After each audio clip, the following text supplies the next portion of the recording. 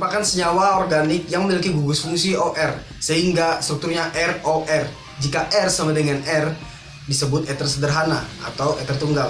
Dalam rumus umumnya, ether merupakan turunan alkana dengan mengganti salah satu atom H dengan gugus alkolasi OR, sehingga disebut alkoksialkana.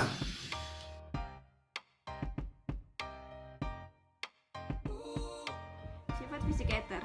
Ether adalah cairan tidak berwarna yang mudah menguap dengan bau yang khas.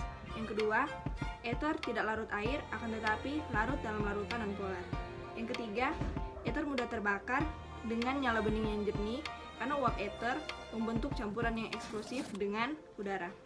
Yang keempat, ether dapat melarutkan lemak, minyak, resin, alkohol, brom, dan iot.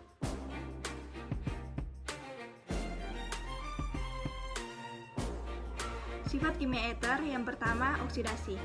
Oksidasi suatu ether dengan campuran kalium dikromat dengan asam sulfat akan menghasilkan aldehida.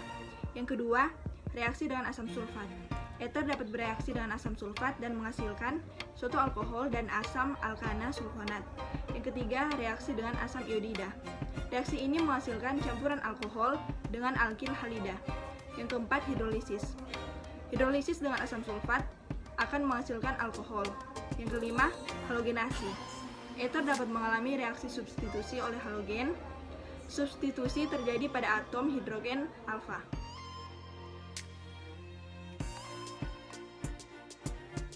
Tata nama ether. Menurut trivial, tata nama ether didasarkan pada nama gugus akil atau aril yang terikat pada atom oksigen. Urutan namanya sesuai dengan abjad dan diakhiri dengan kata ether.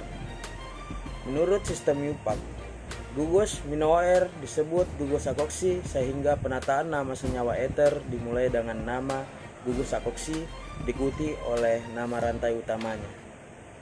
Gugus akoksi dianggap sebagai cabang yang terikat pada rantai induk.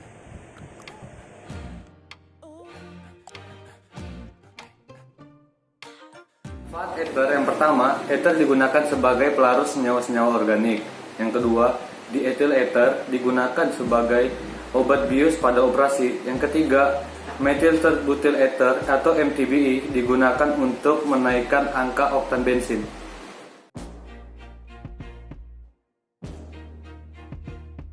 Mempelajari kimia organik, kita akan dapat mengetahui segala aspek kehidupan karena kimia organik merupakan cabang ilmu kimia yang mempelajari tentang senyawa-senyawa organik yang terdapat di seluruh makhluk hidup.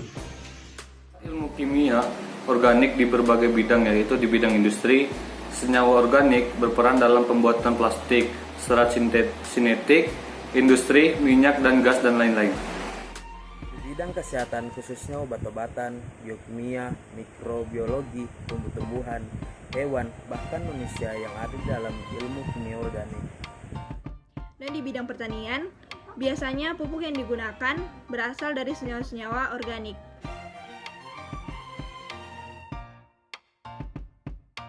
Wabah COVID-19 telah memunculkan berbagai macam kepanikan, termasuk di ranah perguruan tinggi. Semenjak saat itu diberlakukanlah upaya pencegahan COVID-19 berupa social distancing. Aktivitas akademik yang biasa dilakukan di kampus saat masa pandemi ini harus dilakukan dari rumah. Mahasiswa pun diberikan berbagai cara untuk tetap berkuliah dan mendapat ilmu, yaitu dengan kuliah online. Sistem pembelajaran daring di masa pandemi ini memiliki sisi positif, yaitu Menghindari penyebaran COVID-19 agar kesehatan kita tetap terjaga. Jadwal kuliah lebih fleksibel. Meningkatkan kreativitas dan kemandirian baik dosen maupun mahasiswa dengan terus berinovasi untuk selalu mencari pengetahuan baru.